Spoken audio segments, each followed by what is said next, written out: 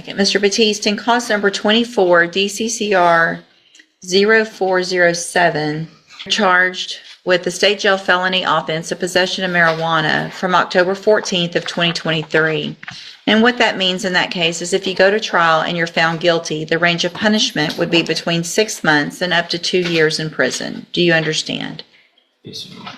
So again, in 24 DCCR 0917 and 0918, you're charged in each of those cases with the first degree felony offense of murder from January 10th of 2024.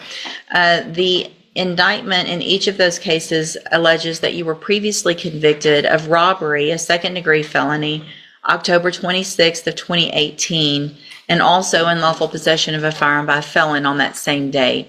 And what that means in those two cases is that if you go to trial and you're found guilty, the range of punishment would be enhanced. The minimum punishment would be 15 years in prison up to 99 years or life in prison. Do you understand?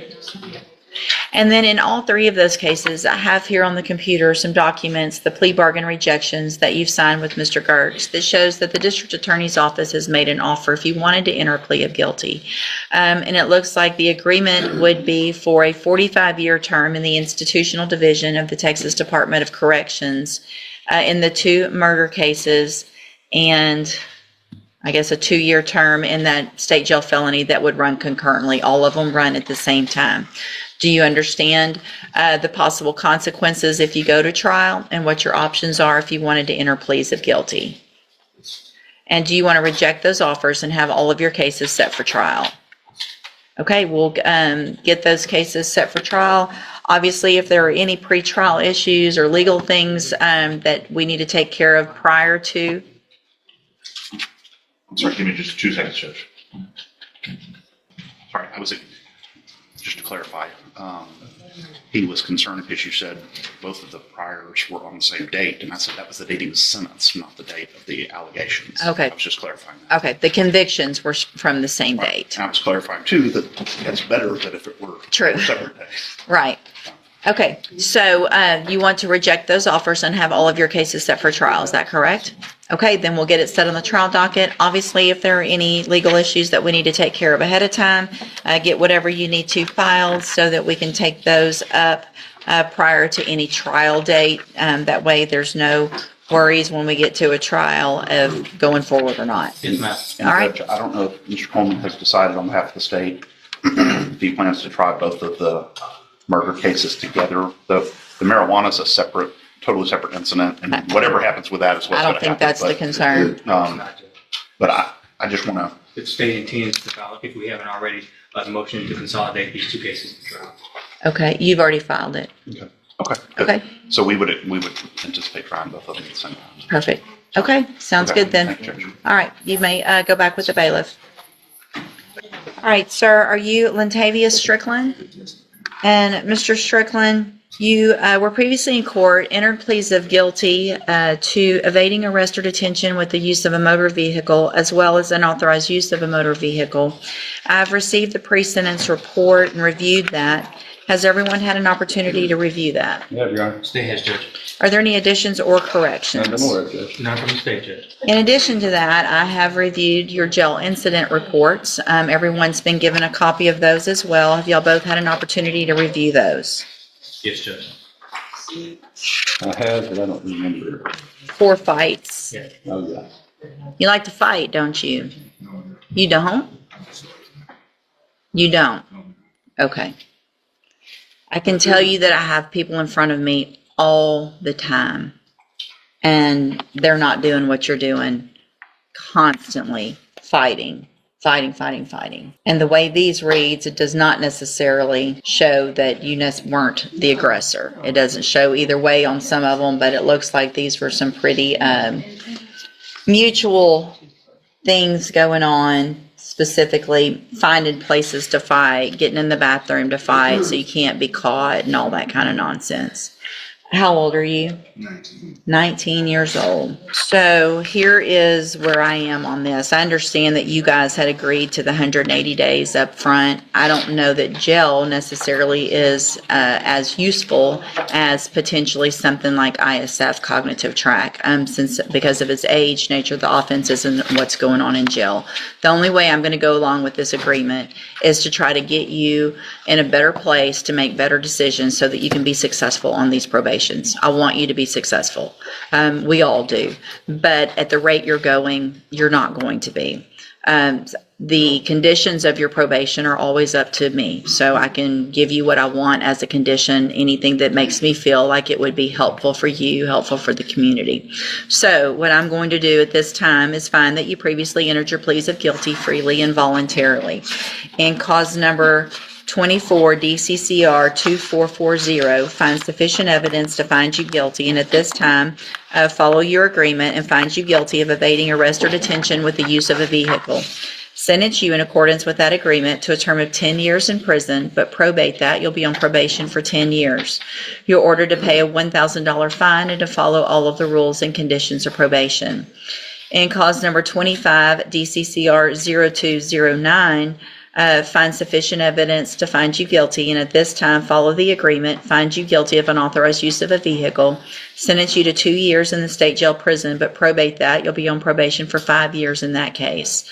I don't have a fine. Is there no fine in that one? The 1,000 and the others probably. There was just one fine. It was just Okay. one fine in one case, Judge. Okay. So in each of these cases, you're ordered to follow all of the rules and conditions of probation. One of those conditions is going to be that you enter and successfully complete the cognitive track of the ISF program. It's a 90-day program. It's in custody. You'll be transported from our jail to there fairly quickly. It's all about making better choices. Okay, so it's just to give you the tools you need so that you can be successful on this probation and not end up back in here and then going to prison. Do you understand? If you get in trouble now that you're on probation, if you get in trouble in the jail, get in a fight, if you get in trouble at ISF and you don't successfully complete it, you're going to already be in violation of your probation before you ever get out. So you need to figure out how to just stick to yourself, follow the rules, do what you're supposed to do so that you can get out and not go to prison, okay? All right, I'm handing you, and if you do everything you're supposed to, then for all practical purposes, your case here in court's over. You're going to serve those sentences while you're out on probation. But if you violate any condition of those probations, you'll be back in here and you'll be looking at the 10-year sentence and the 2-year sentence that you already agreed to. Do you understand?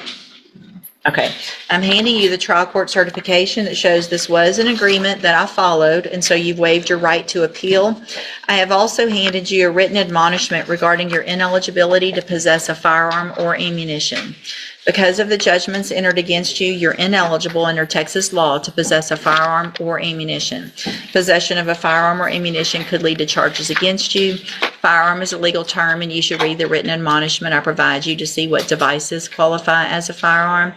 If you have questions about the laws that make you ineligible to possess a firearm or ammunition or about how long that lasts, you can talk to Mr. Parker, okay? Good luck to you, sir. Take advantage of this opportunity.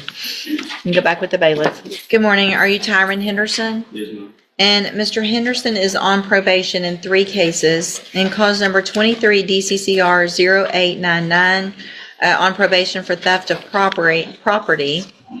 In cause number 21-38934, on probation for evading arrest or detention with the use of a vehicle.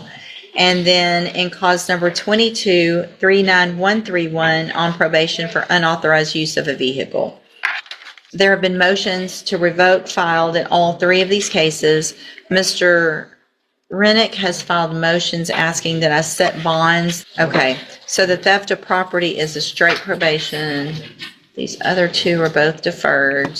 So just by the nature of looking at the dates, without getting too far into this, it appears that he was on probation for the evading and the unauthorized use, and then received another probation while he was on those for the theft of property. Is that correct? That's correct, Judge. And those other ones were continued Yes, that's fine. after that violation. Okay. And there are no bonds set at this time. Mr.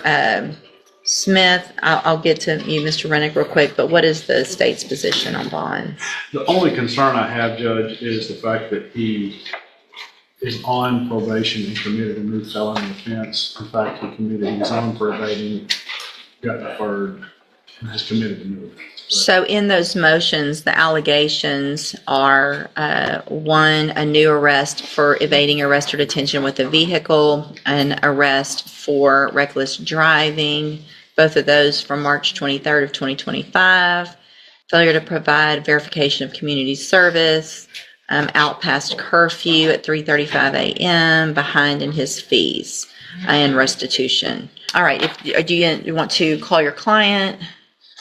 Judge, I don't want him to justify. Okay. about the thing. It's just basically our position is with this is that he has a home instructor, he realizes he's messed up, he realizes he hasn't been just doing probation. We're just really asking the court to set upon. He does want to show the court that he can comply with probation, get his classes done, his hours done. Because he has 3 clients. I'm not worried about classes or hours. I'm worried about the fact that you're still getting arrested for the same thing that you're on probation for. And you've already been put on probation and given an opportunity. You violated the law. You got another opportunity, and I continued you, and now there's some more violations. Based on those, and I'm taking judicial notice of the court's file, includes the motions, the administrative hearings. At this time, I feel that it isn't, especially with the nature of the offense alleged and what he's on probation for, with an evading with a vehicle, which is, it's dangerous. You could hurt somebody, you could kill somebody, you have officers out there. Anyway, I'm going to find that it is in the best interest of the community that there be no bonds in any of your cases.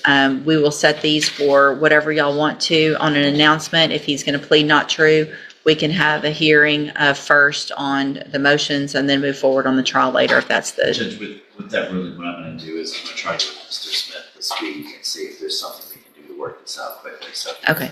just get something figured out as quickly as we can. Okay, sounds good. We'll do a normal reset at this time. If something happens prior to that, just let me know. We can always move it up. You can go back with the bailiff.